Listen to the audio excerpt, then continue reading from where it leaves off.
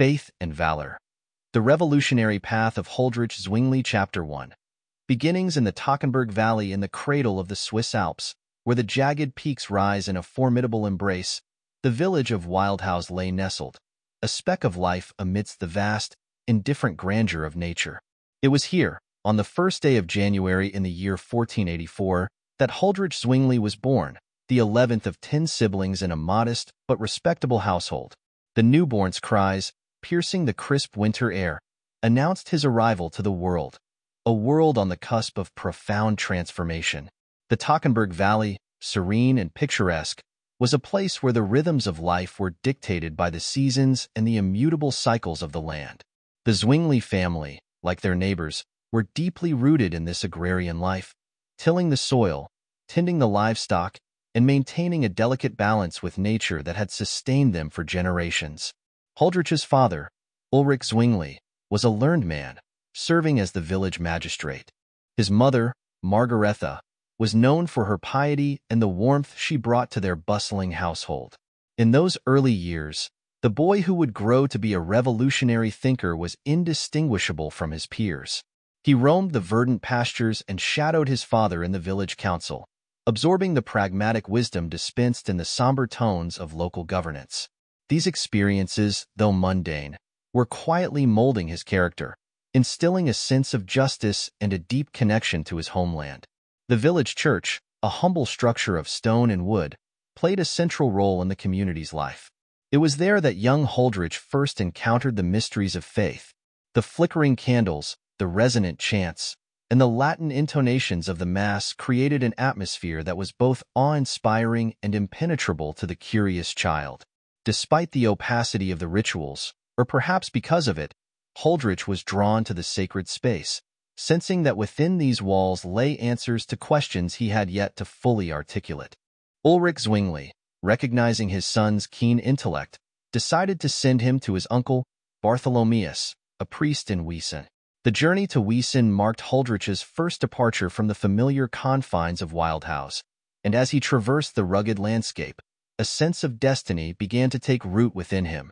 The mountains, ever-present and immutable, seemed to whisper ancient secrets to the boy, their silent vigil a testament to the enduring nature of truth. Under his uncle's tutelage, Huldrych was introduced to the world of letters and the complexities of theological thought. The young Zwingli proved to be an adept student, his mind a fertile ground for the seeds of knowledge. He devoured texts on Latin grammar, rhetoric, and the scriptures, his appetite for learning insatiable. The classical works of Virgil and Cicero opened new vistas of understanding, while the teachings of the Church Fathers kindled a burgeoning sense of spiritual inquiry. As the years passed, Huldrich's intellectual prowess caught the attention of the canons at the school of St. Theodore in Basel. There, amidst the bustling city streets and the hallowed halls of academia, Zwingli's horizons expanded further. He was no longer the boy from the remote valley. He was a scholar, engaged in the vibrant discourse of Renaissance humanism. Basel was a revelation. The city, perched on the banks of the Rhine, was a crossroads of ideas and cultures, a place where the old and the new collided in a dynamic dance. The printing press, a recent invention, was transforming the dissemination of knowledge, and Zwingli immersed himself in the flood of new ideas that it unleashed. He encountered the works of Erasmus, whose call for a return to the original sources of Christianity resonated deeply with him. Yet, despite the intellectual ferment, Zwingli remained tethered to his roots. The values instilled in him by his family, their piety, their integrity, their dedication to the common good, remained his guiding stars. As he looked toward the future, he saw a path that wove together his love of learning, his commitment to justice, and his unshakable faith. In the spring of 1506, having completed his studies, Huldrych Zwingli returned to his homeland, not as a mere scholar, but as a man with a mission. He was appointed pastor of Glarus, a town steeped in tradition yet ripe for change. As he gazed upon the familiar mountains, now tinged with the golden hues of sunset, he felt a profound sense of purpose. The winds of reform were beginning to stir, and Zwingli, with the steadfast resolve of his Alpine heritage, was ready to embrace the call. Chapter 2. The heartbeat of Glarus, the year 1506, saw Huldrych, Zwingli, and Glarus, a picturesque town ensconced within the Swiss Alps, where the crisp air carried with it the scent of pine and the distant murmur of mountain streams. The town was a living mosaic of verdant pastures and industrious farmers, its streets bustling with the rhythm of daily life, a tapestry into which Zwingli was determined to weave his own thread of reformation. The church in Glarus stood as the town's cornerstone, both physically and spiritually. Its stone walls, weathered by time, held the stories of generations. It was here, amidst the flickering candlelight and the echoing Latin prayers, that Zwingli assumed his role as pastor. From the pulpit, he could see the familiar faces of his congregants, their eyes reflecting a blend of devotion, curiosity, and a readiness for change. Zwingli's sermons were a departure from the norm.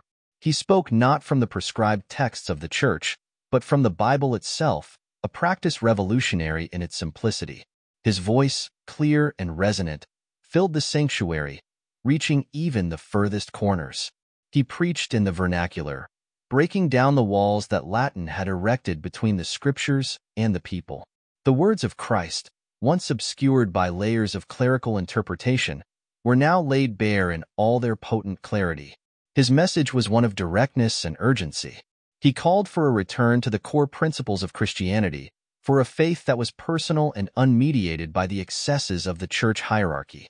The relics, the indulgences, the ostentatious displays of wealth and power, these, he argued, were distractions from the true essence of the gospel. His words struck a chord with the townsfolk, resonating with their own frustrations and aspirations. Outside the church, Zwingli's influence extended into the very fabric of Glarus. He engaged with the people, not as a distant cleric, but as a fellow townsman. He joined in their daily labors, shared their meals, and listened to their stories. His presence was a reminder that faith was not confined to the walls of the church, but was a living, breathing force that permeated every aspect of life. The simplicity of his lifestyle, his rejection of the opulence that characterized so many of his clerical peers, earned him the respect and trust of his congregation. He was seen not just as a pastor, but as a shepherd, guiding his flock with a firm yet compassionate hand. Yet, his tenure in Glarus was not without its challenges. The political landscape of Switzerland was tumultuous, with the cantons often embroiled in conflicts that drew young men to the battlefield. Zwingli, a patriot at heart, served as a chaplain in the Swiss mercenary campaigns, experiencing firsthand the brutality of war. These experiences deepened his conviction that the church needed to be a force for peace and moral integrity, not a pawn in the games of power and politics. His time as a chaplain also exposed him to the wider currents of thought sweeping across Europe. He met soldiers and scholars from different lands, exchanging ideas and gaining a broader perspective on the issues facing the church and society. These encounters reinforced his belief that true reform required a break from the past, a radical reimagining of what it meant to live a Christian life. Returning to Glarus, Zwingli's sermons took on a new urgency. He spoke against the mercenary service, decrying the practice of selling Swiss blood for foreign gold. His stance was controversial, pitting him against powerful local interests, but he remained undeterred. His vision was clear: a community united not by external allegiances, but by a shared commitment to the principles of justice, faith, and common good. The seeds of change he planted in Glarus began to take root. People started to question the status quo, to seek a deeper, more personal connection to their faith. The murmurs of discontent with the established church grew louder, and Zwingli's following swelled. Yet, he knew that Glarus was but the beginning.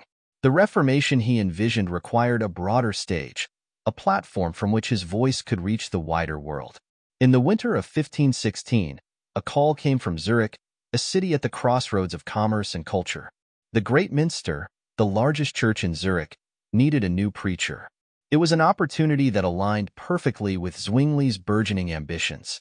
The city, vibrant and diverse, offered a fertile ground for the ideas that had taken shape in the mountains of Glarus. As Zwingli prepared to depart, he looked back at the town that had been his home and his crucible. Glarus had tested his resolve, honed his vision, and strengthened his faith. The mountains, eternal and unyielding, seemed to acknowledge his journey with a silent nod. With a heart full of purpose and a mind sharpened by experience, Huldrych Zwingli set his sights on Zurich, ready to take the next step in his mission to reform the church and transform society. Chapter 3. The echoes of Zurich. In the crisp dawn of January 1519, Huldrych Zwingli arrived in Zurich, a city poised on the cusp of modernity. Nestled along the serene waters of Lake Zurich, the city buzzed with mercantile energy and the hum of new ideas. Zwingli, standing at the threshold of the great minster, felt the weight of expectations settle upon his shoulders. This was his new pulpit, a grander stage from which to launch his clarion call for reformation. The great minster was an imposing structure, its twin towers reaching toward the heavens, a symbol of both spiritual aspiration and temporal power. Inside, the air was thick with the scent of incense and the murmurs of generations of prayers. The congregation, a mosaic of merchants, artisans, and scholars, gathered in anticipation. They had heard of Zwingli's radical ideas and awaited his words with a mixture of hope and apprehension. Zwingli's inaugural sermon in Zurich was a declaration of intent. He spoke with a fervor that electrified the congregation, drawing them in with the sheer force of his conviction. He once again broke from tradition, preaching directly from the Gospels and in German, the language of the people. His message was clear and unadorned. The church must return to the teachings of Christ, shedding the corrupt practices and superfluous rituals that had encrusted it over centuries. His sermons became the heartbeat of the city, resonating through its narrow streets and bustling marketplaces. He condemned the sale of indulgences, the moral laxity of the clergy, and the exploitation of the faithful. His words ignited a spark of reformist zeal among the citizens, who began to see the church not as an immutable institution, but as something capable of transformation. But with popularity came resistance. The established clergy and powerful factions within the city viewed Zwingli as a threat to their authority and way of life. The Bishop of Constance, in whose diocese Zurich lay, was particularly incensed. Letters of censure were sent, attempts to silence or discredit Zwingli were made, yet he remained steadfast. His charisma, coupled with an unassailable integrity, won him influential allies, including members of the city council. In the midst of this growing tension, Zurich faced an unexpected adversary, the plague. The disease swept through the city with merciless speed, leaving death and despair in its wake. Zwingli himself fell ill, his robust frame ravaged by the pestilence. Yet, even in his fevered state, his resolve did not waver. From his sickbed, he penned to him a prayer for deliverance, embodying his unshakable faith. Miraculously, Zwingli recovered, emerging from his ordeal with a renewed vigor. The plague, a great equalizer, had underscored the urgency of his mission. Life was fleeting, and the need for spiritual renewal imperative. He intensified his efforts, advocating for the removal of images from churches, the simplification of the liturgy, and the administration of the Eucharist in both kinds. His reforms began to take hold. Zurich, under his influence, transformed into a beacon of the new faith. The council, swayed by Zwingli's persuasive arguments and the evident will of the people, enacted laws that reflected his teachings. Monasteries were dissolved, their wealth redirected to education and social welfare. The Mass, once a ritual shrouded in mystery, was now a communal celebration of faith. Zwingli's success in Zurich reverberated beyond the city's borders, drawing the attention of reformers and critics alike. Correspondence flowed between him and other leading thinkers of the age, among them Martin Luther. Their ideas intersected and diverged, forming the complex tapestry of the Reformation. As Zurich flourished under his spiritual guidance, Zwingli's vision expanded. He saw in the city a model for the entire Christian world, a community governed by the principles of the gospel. Yet, he knew that the path ahead was fraught with challenges. The forces of conservatism and tradition were formidable, and the unity of the reformers tenuous. In the heart of Zurich, where the Limmat River flowed serenely by, Zwingli often found himself reflecting on his journey. The boy from Wildhaus had become a central figure in a movement that was reshaping the very fabric of Christendom. With each passing day, his resolve grew stronger. The mountains of Glarus had taught him endurance, and Zurich had shown him the power of a committed community. He stood at the confluence of past and future, ready to guide his flock through the turbulent waters of reform. For Zwingli, the call to faith was clear, and with Zurich as his stronghold, he felt poised to carry that call to the ends of the earth. Chapter 4. Trials and Triumphs in the bustling city of Zurich. Huldrych Zwingli's influence continued to grow, yet with each step forward, the path seemed to steepen. The year 1522 marked a pivotal moment in his Reformation journey. This year, fraught with both trials and triumphs, would test his resolve and fortify his mission. It began in the season of Lent, a time traditionally observed with fasting and penance. Zwingli, however, saw the imposed abstinence from meat as an unnecessary burden, a yoke that the Church placed upon the faithful without scriptural backing. His resolve to challenge this practice culminated in what would be known as the Affair of the Sausages. On a late winter's day, a group of his followers gathered in the home of Christoph Froschauer, a local printer, to publicly defy the Lenten fast by eating sausages. This seemingly small act of rebellion sent ripples through Zurich. Zwingli, though not present at the meal, defended the act from his pulpit, arguing that fasting should be a matter of personal choice, not ecclesiastical mandate. He preached that true piety came from within, not from adhering to outward rituals. His sermon, regarding the choice and freedom of foods, became a manifesto of individual liberty in matters of faith. The backlash was immediate. The Bishop of Constance demanded Zwingli's censure, accusing him of heresy. Yet, the City Council of Zurich, increasingly sympathetic to Zwingli's ideas, called for a public disputation to settle the matter. In January 1523, Zwingli stood before the council and a gathering of clerics and laity, ready to defend his teachings. The First Zurich Disputation was a landmark event. Over 2 days, Zwingli articulated his positions with clarity and conviction, grounding his arguments firmly in Scripture. His opponents, relying on the weight of tradition, found themselves at a disadvantage. The council, swayed by Zwingli's eloquence and the evident support of the populace, ruled in his favor. It was a decisive victory, one that cemented his authority and paved the way for further reforms. Buoyed by this success, Zwingli and his followers pressed forward. Churches in Zurich began to reflect the changing tide. Statues of saints were removed, altars stripped of their ornate decorations, and the liturgy simplified. The focus shifted to the sermon, placing the Word of God at the heart of worship. Zwingli's teachings spread beyond Zurich, reaching other Swiss cantons and even neighboring countries, igniting a broader movement. However, change did not come without resistance. The old guard, deeply entrenched in their ways, fought back. Zurich became a battleground of ideas, with pamphlets and treatises flying between reformers and traditionalists. The air was thick with tension, and the threat of violence loomed. Zwingli, ever the pastor and patriot, sought to navigate these turbulent waters with a steady hand. Amidst these upheavals, Zwingli's personal life brought him both joy and sorrow. In 1524, he married Anna Reinhardt, a widow with 3 children.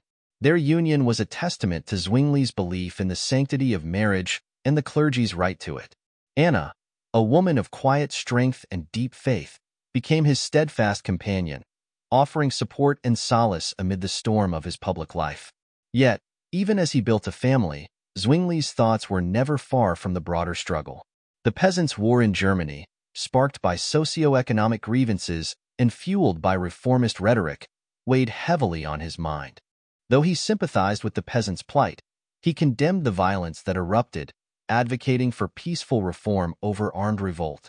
His correspondence with Martin Luther grew strained over their differing responses to the crisis, highlighting the complexities and fissures within the Reformation movement.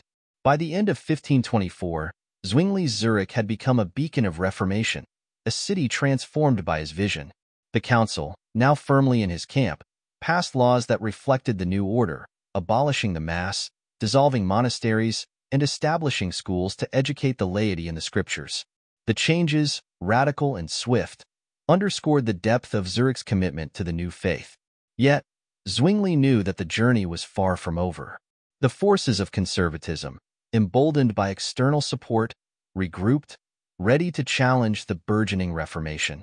Zwingli, resolute and unwavering, prepared for the battles to come, both intellectual and, he feared, physical. Standing by the Limmat River, watching the waters flow serenely by, Zwingli felt the weight of his mission. The journey from Wildhaus to Zurich had been long and arduous, marked by moments of doubt and bursts of inspiration. As he looked towards the future, he saw a path laden with obstacles, but also bright with the promise of renewal. His heart, buoyed by faith and fortified by conviction, was ready to face whatever lay ahead. Chapter 5.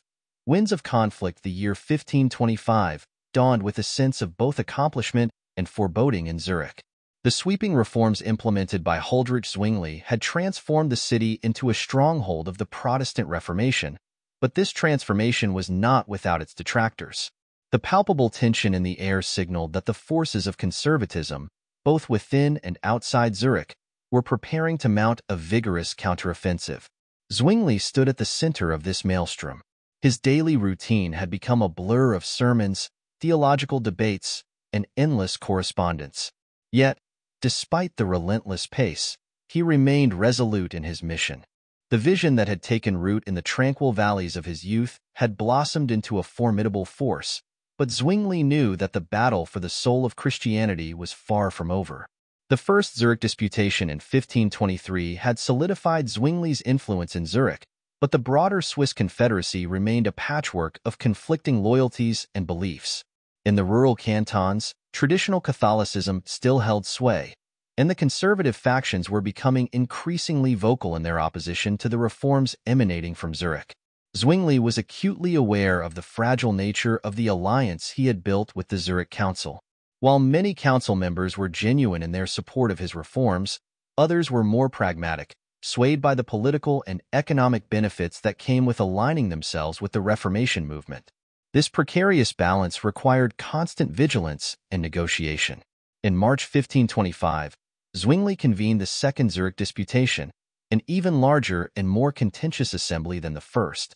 This time, the topics of debate extended beyond the initial theological disputes to include the structure and governance of the church itself.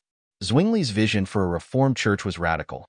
He proposed a model in which the local congregation held significant power, with pastors and teachers chosen by the community rather than appointed by distant bishops. The disputation was a fierce battle of wits and wills. Representatives from the conservative cantons, as well as emissaries from the Holy Roman Empire, attended, their presence a stark reminder of the external pressures facing Zurich. For days, the city hall echoed with impassioned speeches and heated arguments. Zwingli, articulate and unyielding, presented his case with a combination of scholarly rigor and pastoral concern. One of the most contentious issues was the role of the Eucharist. Zwingli's interpretation of the sacrament as symbolic, rather than literal, clashed directly with the Catholic doctrine of transubstantiation and even with Martin Luther's view of consubstantiation. This debate reached a fever pitch during the disputation, with both sides accusing the other of heresy and blasphemy. Despite the acrimony, the disputation concluded with another victory for Zwingli. The council, swayed by his arguments and the popular support he commanded, endorsed his reforms. The decision further entrenched the Reformation in Zurich, but also deepened the rift with the conservative cantons. The seeds of future conflict were sown amidst the triumph. As Zwingli's influence grew, so did the complexities of his relationships with other leading reformers. The correspondence with Martin Luther had become increasingly strained. The two men divided over their interpretations of the Eucharist and their strategies for implementing reform. While Zwingli sought a more radical departure from Catholic tradition, Luther's approach was more cautious, aiming to retain some elements of the old order. In an attempt to bridge their differences, Zwingli proposed a meeting with Luther. This proposal eventually materialized into the Marburg Colloquy in October 1529, a gathering of leading Protestant theologians from across Europe. The meeting, held in the castle of Philip of Hesse, was a pivotal moment in the history of the Reformation. Zwingli arrived in Marburg with high hopes, eager to find common ground with Luther and forge a united front against the Catholic Church. The colloquy began with a series of formal debates, with the participants scrutinizing and challenging each other's views on a range of theological issues. The atmosphere was tense but respectful, with both sides recognizing the stakes involved. The discussions on the Eucharist, however, quickly revealed the depth of their divisions. Luther, holding firm to his belief in the real presence of Christ in the sacrament, could not reconcile Zwingli's symbolic interpretation. The debate grew increasingly heated, with Luther famously scrawling the words "Hoc est corpus meum" on the table to Un's point. Despite Zwingli's best efforts to find a compromise, the colloquy ended in disappointment. While the participants reached agreement on 14 of the 15 points under discussion, the impasse over the Eucharist remained. The failure to achieve unity was a blow to Zwingli, but it also reinforced his determination to pursue his vision for the Church, even if it meant standing apart from his fellow reformers. Returning to Zurich, Zwingli faced a city both invigorated by its role as a center of reform and besieged by external threats. The conservative cantons, alarmed by the spread of Protestantism, began to form alliances aimed at curbing Zurich's influence. The Swiss Confederacy, once a loose alliance of semi-autonomous regions, was fracturing along religious lines. Zwingli's response was to double down on his efforts to fortify Zurich both spiritually and militarily. He advocated for the formation of a defensive alliance among the Protestant cantons, a coalition that would later be known as the Christian Civic Union. This union, Zwingli argued, was essential to protect the fledgling Reformed communities from the encroachments of the Catholic powers. Within Zurich, the reforms continued apace. Zwingli established a system of poor relief, funded by the wealth confiscated from dissolved monasteries. He also emphasized education, founding schools to ensure that the next generation could read the Bible and engage with theological ideas. His vision was not just of a Reformed church, but of a society transformed by the principles of the gospel. Yet, even as he worked tirelessly to build this new order, Zwingli was haunted by the specter of conflict. The conservative cantons, supported by the Habsburgs and other Catholic powers, were increasingly belligerent. Skirmishes along the borders of the Protestant territories became more frequent, and the threat of full-scale war loomed large. In the summer of 1529, the tensions erupted into open conflict with the First Capel War. This brief but intense clash ended in a precarious truce, with neither side able to claim a decisive victory. The peace was uneasy, a temporary respite in a conflict that seemed destined to escalate. Zwingli, undeterred, continued to preach and teach, his resolve as strong as ever. He saw the challenges facing Zurich as a test of their faith and commitment. In his sermons, he called on the citizens to remain steadfast, to trust in God's providence, and to be prepared to defend their newfound freedoms. The pressure took its toll on Zwingli. The relentless pace of his work, coupled with the constant threat of war, weighed heavily on him. Yet, he found solace in his family and in the unwavering support of his congregation. His wife, Anna, remained his rock, her quiet strength and unwavering faith a constant source of comfort. In the autumn of 1531, the fragile peace shattered once again. The conservative cantons, emboldened by support from external forces, launched a renewed offensive. The Second Capel War was bloodier and more destructive than the first, a brutal contest for the soul of Switzerland. Zwingli, true to his convictions, took up arms alongside his fellow citizens. He believed that the fight for religious freedom was a righteous cause, one that required not just spiritual resolve but physical courage. On October 11, 1531, at the Battle of Kappel, Zwingli fell in the midst of the fighting, struck down while tending to the wounded. His death was a profound blow to Zurich and to the broader Reformation movement. The loss of their charismatic leader left the city reeling, but his legacy endured. The principles he had championed, the primacy of Scripture, the rejection of clerical corruption, the call for a faith that was both personal and communal, continued to inspire and guide the Reformed communities. In the years that followed, Zurich rebuilt and regrouped, honoring Zwingli's memory by remaining a beacon of Reformation. His writings, sermons, and the institutions he had established became the foundation upon which the Protestant faith in Switzerland would stand. Zwingli's journey from the valleys of Wildhaus to the battlefields of Kappel was one of unwavering dedication and profound transformation. He had envisioned a church that was true to the teachings of Christ, a community that lived out its faith in every aspect of life. His life and work, marked by both triumphs and trials, left an indelible mark on the course of history. As the waters of the Limmat River flowed past the city he had helped to reshape, the spirit of Huldrych Zwingli lived on in the hearts of those who continued his mission. The winds of conflict had tested and tempered them, forging a resilient faith that would endure through the ages. In the quiet moments of reflection, the citizens of Zurich would remember the man who had walked among them, leading them with wisdom, courage, and an unshakable faith in the transformative power of the gospel. Chapter 6. The path to compromise. The aftermath of the Second Kappel War left Zurich in a state of mourning and uncertainty. The loss of Huldrych Zwingli was more than just the death of a leader. It was the end of an era. The city's heart seemed to beat slower, weighed down by grief and the daunting prospect of carrying forward the Reformation without its charismatic architect. Yet, even in this dark hour, the seeds Zwingli had sown continued to grow, nurtured by the resilience and faith of the community he had inspired. Heinrich Bullinger, a close associate and a follower of Zwingli's teachings, stepped into the role of chief pastor in Zurich. Bullinger, a man of considerable intellect and deep conviction, understood the enormity of the task before him. He was well aware that the path to sustaining and expanding the Reformation would require both unwavering resolve and strategic diplomacy. In the wake of the war, the Swiss Confederacy was more divided than ever. The Protestant and Catholic cantons eyed each other with suspicion, and the threat of further conflict loomed large. Bullinger recognized that maintaining peace was crucial for the survival of the Reformed movement.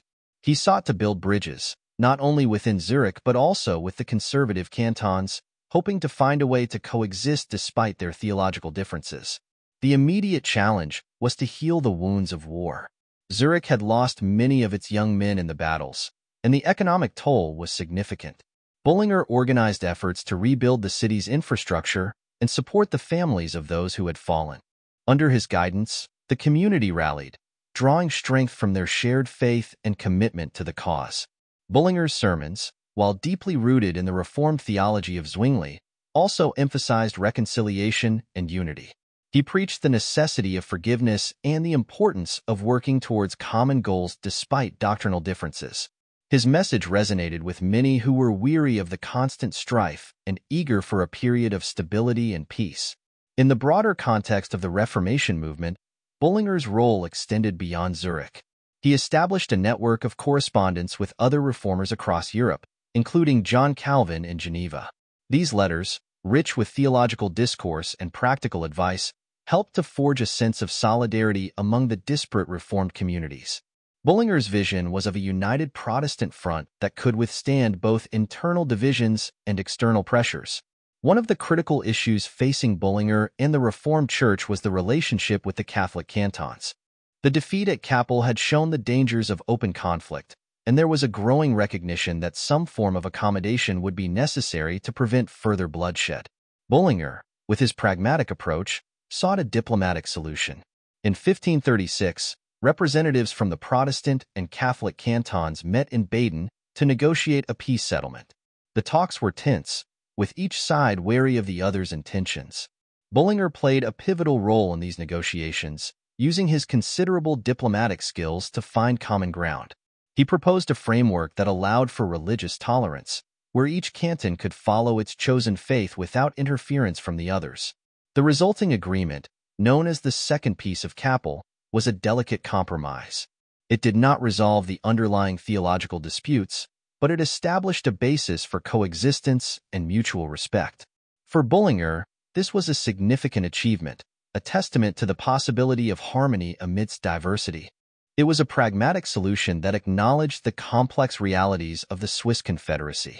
With peace secured, Bullinger turned his attention to consolidating and deepening the reforms within Zurich. He expanded the educational initiatives started by Zwingli, establishing new schools and ensuring that the Bible and theological writings were accessible to all. He also focused on strengthening the governance of the Church, creating a system that balanced local autonomy with overarching theological unity. Bullinger's efforts bore fruit. Under his leadership, Zurich became a model of a reformed city, where faith and reason worked in harmony to create a just and prosperous community. The social reforms initiated by Zwingli continued to evolve, with a particular emphasis on caring for the poor and vulnerable. The dissolution of the monasteries had redirected resources to public welfare, and Bullinger ensured that these initiatives were expanded and sustained. Yet, despite these successes, Bullinger was acutely aware of the ongoing challenges. The religious tensions in Europe were far from resolved, and the Protestant movement faced significant opposition from both the Catholic Church and secular authorities. The Peace of Augsburg in 1555, which allowed for the legal coexistence of Catholicism and Lutheranism within the Holy Roman Empire, did not extend the same recognition to the Reformed churches, leaving them in a precarious position. Bullinger's response was to continue building alliances and promoting the Reformed cause through dialogue and education. He maintained a prolific correspondence with other reformers, scholars, and political leaders, advocating for a broad coalition that could support and protect the Reformed communities. His writings, including the influential Second Helvetic Confession, articulated a clear and compelling vision of Reformed theology that gained acceptance across many regions. Throughout these efforts, Bullinger never lost sight of Zwingli's original vision, a church that was true to the teachings of Christ, free from corruption, and deeply integrated into the life of the community. He sought to honor Zwingli's legacy by ensuring that the reforms were not just superficial changes, but a profound transformation of faith and practice. Bullinger's tenure as chief pastor extended for over 4 decades, a period marked by both stability and growth for the Reformed Church in Zurich. His leadership provided a steady hand during turbulent times, and his ability to balance firmness in faith with flexibility in diplomacy was instrumental in navigating the challenges of the era. As the years passed, the fruits of the Reformation became increasingly evident. Zurich flourished as a center of learning and culture, attracting scholars and students from across Europe. The principles of the Reformation, emphasis on Scripture, the priesthood of all believers, and the integration of faith into all aspects of life, became deeply embedded in the fabric of the community. Bullinger's efforts also had a lasting impact beyond Zurich.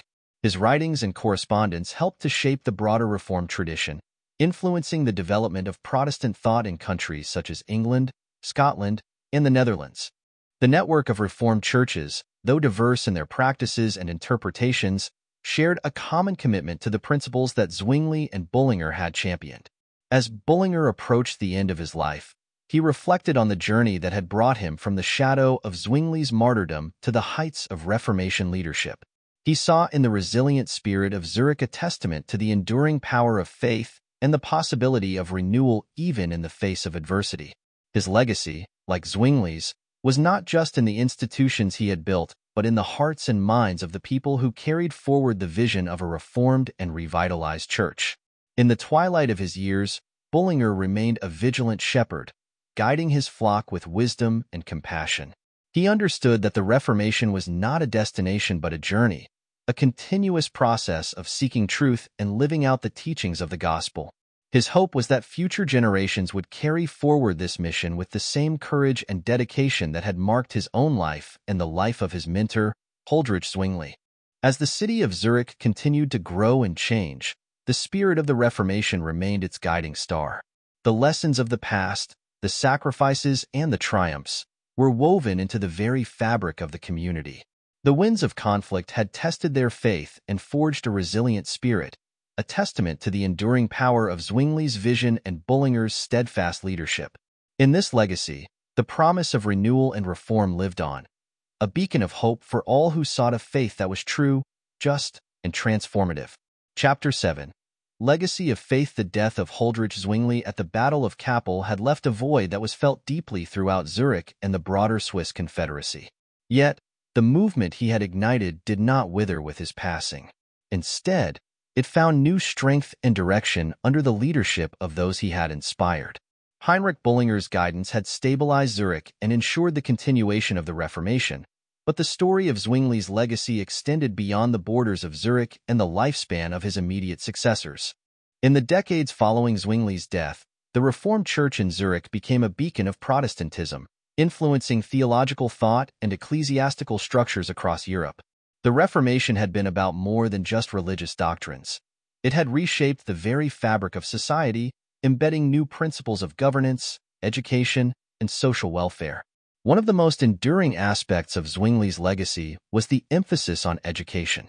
Zwingli had believed that an informed laity was essential for a vibrant faith. This vision was realized through the establishment of schools and universities that not only taught the scriptures but also promoted a broader curriculum of arts and sciences. Zurich, under Bullinger's stewardship, became a hub of learning, attracting students from all over Europe. These institutions were more than just academic centers. They were incubators of the Reformed ethos. The education they provided equipped individuals with the knowledge and critical thinking skills necessary to engage with their faith deeply and personally. This intellectual foundation supported the growth of a society that valued inquiry and dialogue, hallmarks of the Protestant Reformation. The Second Helvetic Confession, authored by Bullinger, became a cornerstone of Reformed theology. It articulated a coherent and comprehensive vision of the Reformed faith that was accessible and adaptable to various cultural contexts. This confession spread far beyond Switzerland, influencing Protestant communities in France, the Netherlands, Scotland, and even the nascent colonies of North America. As the Reformation took root in these diverse regions, it adapted to local conditions, but the core principles championed by Zwingli, sola scriptura, the priesthood of all believers, and the integration of faith into daily life, remained central. The adaptability and resilience of these principles ensured the longevity and vitality of the Reformed movement. In Zurich, the church and the city continued to evolve. The integration of religious principles into civic life, a hallmark of Zwingli's vision, created a society that strove for justice, equity, and community welfare. The church played a crucial role in social services, from poor relief to healthcare, reflecting the Reformed belief that faith must be lived out in acts of love and service. The political landscape of Europe during the 16th and 17th centuries was tumultuous, with religious conflicts such as the 30 Years' War reshaping borders and alliances. Despite these challenges, the Reformed communities managed to persevere and, in many cases, thrive. The Protestant ethic, characterized by hard work, discipline, and a commitment to education, fostered economic and social resilience. In Zurich, the church's governance evolved to reflect a more inclusive and participatory model. Congregations played an active role in choosing their pastors and governing their communities, a practice that strengthened the bond between clergy and laity and ensured that the church remained responsive to the needs of its members. The legacy of Zwingli also lived on through the arts. Music, in particular, became a vital expression of Reformed faith. The practice of congregational singing, which Zwingli had supported, flourished, with psalms and hymns becoming central to worship. This tradition of communal music-making reinforced the sense of unity and shared purpose among the faithful. As the centuries passed, the city of Zurich continued to honor its Reformation heritage. Monuments and memorials to Zwingli and other reformers were erected, serving as reminders of the city's role in the transformative events of the 16th century. These physical markers were accompanied by annual commemorations and educational programs that kept the history and principles of the Reformation alive for future generations. By the 19th century, the global impact of the Reformation was undeniable. The principles that had been forged in the fires of Zurich's theological and political struggles had spread across continents, shaping societies in ways that Zwingli could scarcely have imagined. The Protestant work ethic and the emphasis on individual conscience and responsibility influenced the development of democratic institutions and human rights movements around the world. In reflecting on Zwingli's life and legacy, one must consider not only the immediate impact of his reforms, but also the broader currents of change that flowed from them. His insistence on the authority of Scripture, his challenge to ecclesiastical corruption, and his vision of a church deeply integrated into the fabric of everyday life resonated far beyond his own time and place. The ripples of the Reformation, initiated by figures like Zwingli, Luther, and Calvin, continued to influence theological discourse, social structures, and cultural norms. The Reformation encouraged a spirit of questioning and a commitment to principles that could be continually re-examined and reapplied. This dynamic and evolving legacy ensured that the spirit of reform remained alive and relevant across centuries and cultures. In the end, the story of Huldrych Zwingli is one of profound faith and unwavering courage. From the pastoral valleys of Wildhaus to the tumultuous streets of Zurich and the bloody fields of Kappel, Zwingli's journey was marked by a relentless pursuit of truth and justice. His life and work exemplified the transformative power of faith when it is coupled with intellectual rigor and a commitment to communal well-being. As the city of Zurich looked to the future, it did so with an unshakable foundation laid by Zwingli and his successors. The challenges and conflicts they had faced had forged a resilient community, one that valued education, justice, and a deep, personal engagement with faith. Zwingli's legacy was not just a historical memory but a living, breathing reality that continued to shape the lives of those who walked the streets of Zurich and beyond. In the quiet of the Grossmünster, where Zwingli had once preached, the echoes of his voice still seemed to linger, calling the faithful to a higher purpose, to a life of service and integrity. The Reformation he had championed was more than a set of doctrinal changes. It was a call to transform the world, one soul at a time, through the enduring power of the gospel.